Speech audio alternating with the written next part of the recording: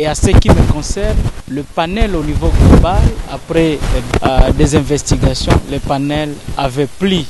de choisir ma personne comme lauréat du prix Global Citizen catégorie climat, défenseur des droits de l'environnement, réforestation et nature au niveau global. C'est pour le mérite que nous avons donné à ce secteur, mais qu'il vous plaise donc de savoir que ce n'est pas vraiment mon prix. C'est un prix qui est le résultat, si vous voulez, des sacrifices de milliers de Congolais, des milliers de paysans africains qui se battent jour et nuit au prix de leur sang, au prix de leur liberté pour la protection de la nature, pour la protection de l'environnement. Des militants qui sont en train de se battre même maintenant au niveau par exemple des différents villages. Quand vous allez dans les Rutshuru, quand vous allez dans les Massissi, quand vous allez dans les Kolwezi, dans les Lualaba, quand vous allez partout au monde,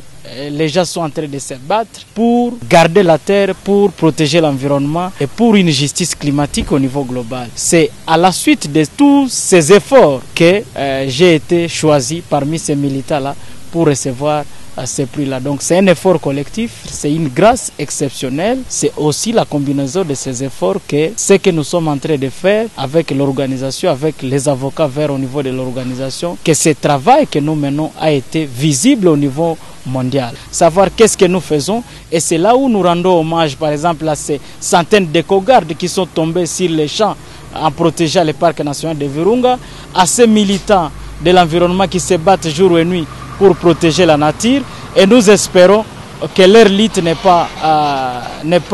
vaine. C'est pour cette lutte-là qu'aujourd'hui, en République démocratique du Congo, nous pouvons être appelés pays poumon de l'avenir climatique, pays solution, mais aussi actuellement nous sommes le pays de l'avenir de la transition énergétique. Et voilà, parmi nous, il y a ceux qui sont en train de recevoir, d'être primés, et même des autorités qui sont reconnues. Et je pense que c'est pour ça que nous devons construire beaucoup plus sur les questions de la transition